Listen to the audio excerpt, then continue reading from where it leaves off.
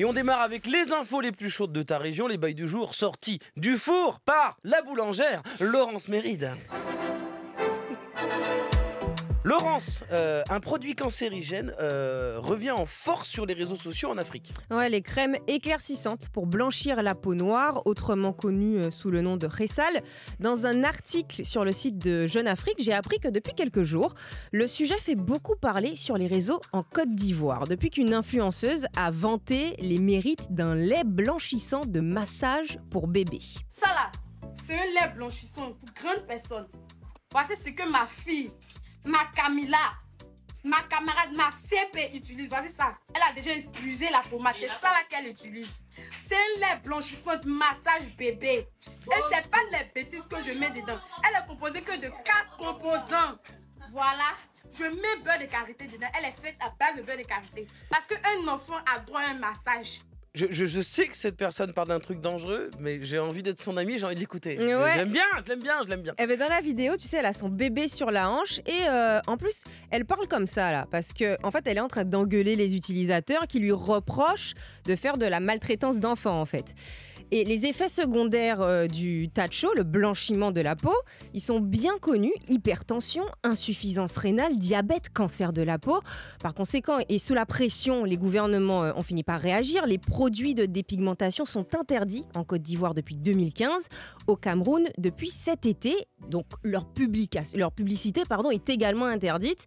Il n'empêche que cette influenceuse, elle n'est pas la seule à continuer à promouvoir leur utilisation. En outre, c'est une députée camerounaise qui a fait la promotion non pas d'une crème, mais d'une boisson éclaircissante. Ouais, ça a fait beaucoup de bruit là-bas. Et 3 mois plus tôt, sur le plateau de l'émission Au jour d'aujourd'hui du youtubeur Sam Zira, la chanteuse congolaise Grace Mbisi a déclaré qu'elle ne peut pas être noire. Chez nous, au Congo, la majorité des gens ne veulent pas être noirs. Quand on est noir, tu nais noir, tu dois éclaircir. Mais parce que les garçons, alors on va parler de chez toi. nous, les garçons de notre pays, ils ne veulent pas les femmes noires. Alors Greg, parlons de toi, ne parlons pas des autres, ne faisons pas de généralité, moi je veux que tu me parles de toi. Pourquoi toi tu veux pas être noir? Non, mais parce que moi je suis une star, je peux pas être noire. Viola Davis, Aretha Franklin, enfin il y en a des stars noires. Donc bon, il faut me dire si c'est pas le cas. Ce que dit Grace Mbisi, c'est très important. Pourquoi ? Parce que c'est l'argument sur lequel repose le business des crèmes éclaircissantes, le colorisme. C'est une discrimination qui favorise les peaux claires aux peaux plus foncées. C'est largement répandu en Afrique et en Asie aussi. Et ça crée des complexes chez les Noirs aux peaux foncées dès le plus jeune âge. Pour réussir dans la vie, avoir un travail, être belle, avoir un amoureux, il faut ressembler le plus possible à un blanc. Alors les crèmes pour se blanchir la peau, elles font un carton commercial. Et en plus, oui, c'est ça, c'est-à-dire que d'avoir le teint le plus clair possible. Et en plus, c'est un produit hyper accessible. Tu tapes crème éclaircissante sur Google. Puis alors là, en avant la musique, il y a une dizaine de sites où on peut en acheter. Ouais, et il y en a même dans les rayons où je vais acheter mes produits pour les cheveux. Tu vois, dans le 10e à Paris, c'est là souvent où on va. Et il y en a dans les rayons, hein. Tranquille, tu peux l'acheter direct. J'habite dans un salon de coiffure, plus ou moins. Et franchement, c'est chaud. Même les vendeurs, parfois, ils sont bleachés. Donc ouais, eux aussi, ils font la promotion de ces produits-là.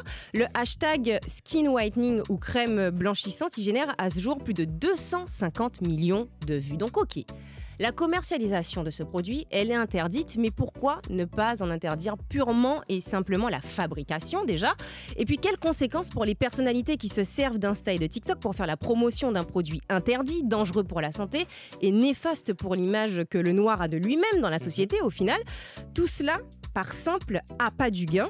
Estimé à 4,8 milliards $ en 2017, l'industrie mondiale de l'éclaircissement de la peau devrait atteindre 8,9 milliards $ d'ici 2027.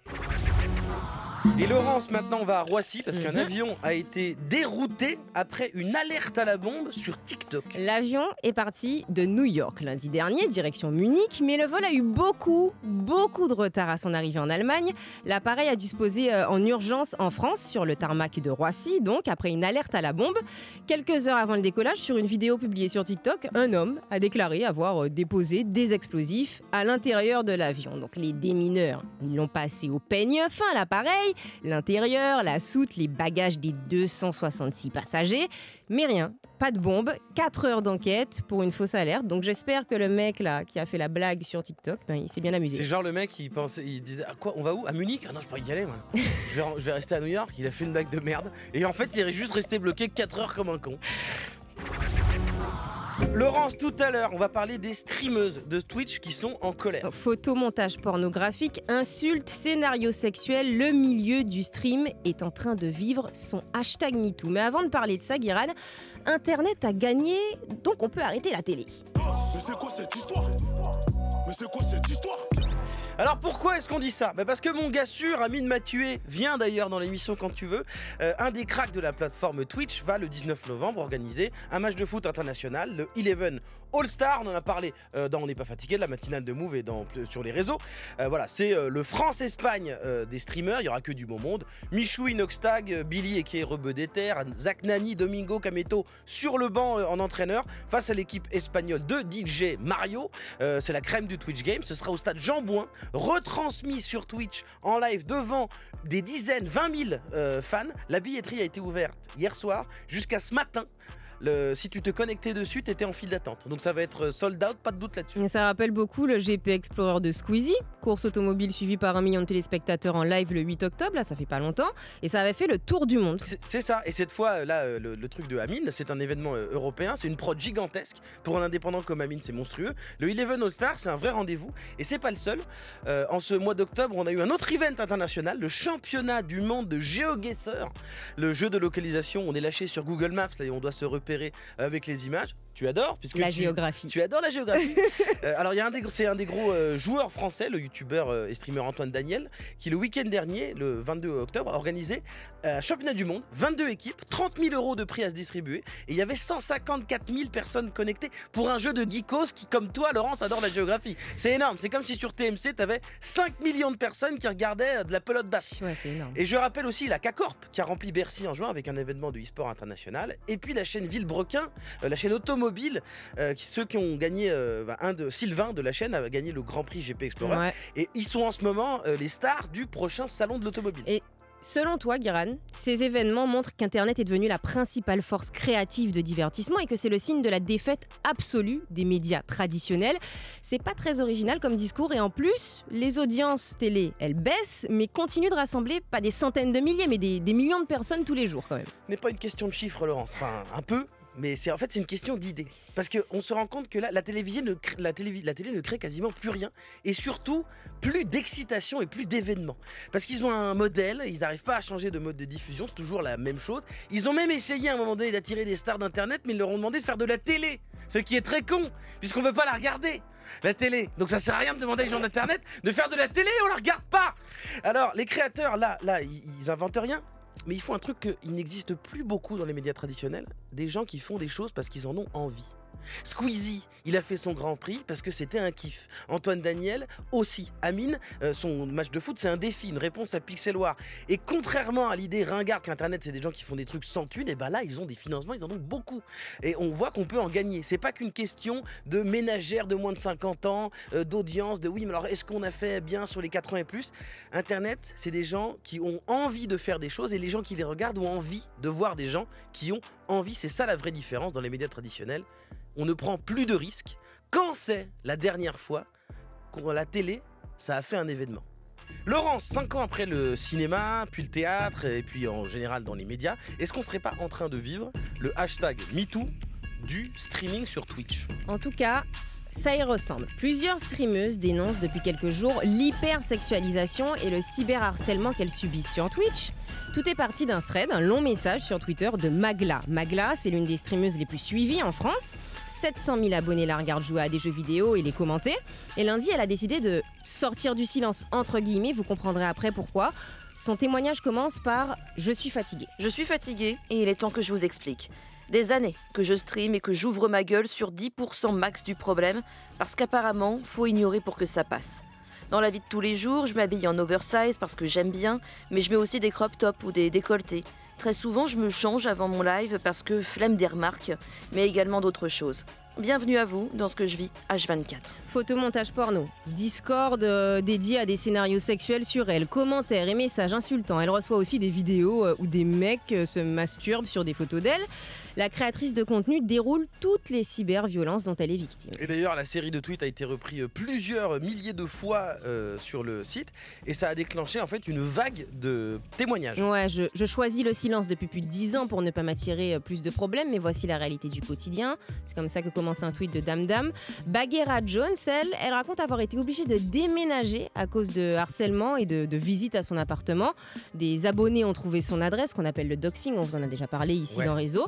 Et depuis, elle oscille entre angoisse et insomnie. Et malheureusement, c'est pas nouveau du tout. Ça fait des années que les streameuses disent et racontent régulièrement à leurs abonnés tout ce qu'elles subissent. Oui, c'est pour ça que tout à l'heure je disais que on peut pas dire sortir du silence parce que ça fait un moment que c'est le cas. Exemple flagrant, quelques heures seulement avant le tweet de Magla, pendant un live de la streameuse Chiromani, un mec qui s'est fait passer pour un livreur a menacé de la violer. Elle a enregistré pour appuyer sa plainte. Ça faisait plusieurs semaines que je préparais mon coup sur toi là et je pense que dans quelques semaines après encore ça, j'aurai mon plan pour te violer. Je connaîtrai un peu le rythme à laquelle tu sors de chez toi. Je saurai quand tu prends ta douche. Je vais aussi rentrer chez toi et j'observerai un peu qu'est-ce que tu fais. Je me masturberai devant toi s'il le faut, hein, mais tu m'attraperas pas. Mais il est complètement ravagé. C'est un grand malade, tu m'attraperas pas. J'espère que sa plainte, elle aboutira et qu'ils vont attraper le gars. Je dis j'espère parce que dans les affaires de violence en ligne, c'est très rare que ça aboutisse. Sur Twitch, tout le monde est au courant du quotidien des créatrices de contenu et il n'y a pas de critères pour se faire harceler. C'est comme dans la rue, les stars, les moins connus en décolleté ou camouflés, on y passe toutes. Et ça fait tellement de bruit, le problème est tellement répandu et connu que certains streamers, des hommes, flippent même de faire venir des filles à leurs gros événements. Tu viens d'en parler, Amine Mathieu. Ouais. Typiquement, il n'a pas invité, tu as cité tous ceux qui vont participer et dedans il n'y a pas de nom de filles. Il a décidé de ne pas inviter en fait les filles à son Eleven All Stars. Il s'est justifié de ne pas avoir convié ces filles-là sur le terrain. Si j'invite une fille dans un live, je veux la mettre dans la meilleure des dispositions. Inviter une fille pour inviter une fille et la mettre dans la merde, ça serait la desservir. Twitch ne pardonne pas. Je ne veux pas qu'il se passe des choses comme ça, que quelqu'un se mange du harcèlement. Voilà ce qu'il a dit aux médias. C'est son choix. Moi, je ne suis pas sûre qu'invisibiliser les femmes, évidemment, soit la meilleure idée. Mais bon, il a bien parlé des conditions et que peut-être que les conditions ne sont pas... Et je pense qu'il a pu aussi en parler avec elle.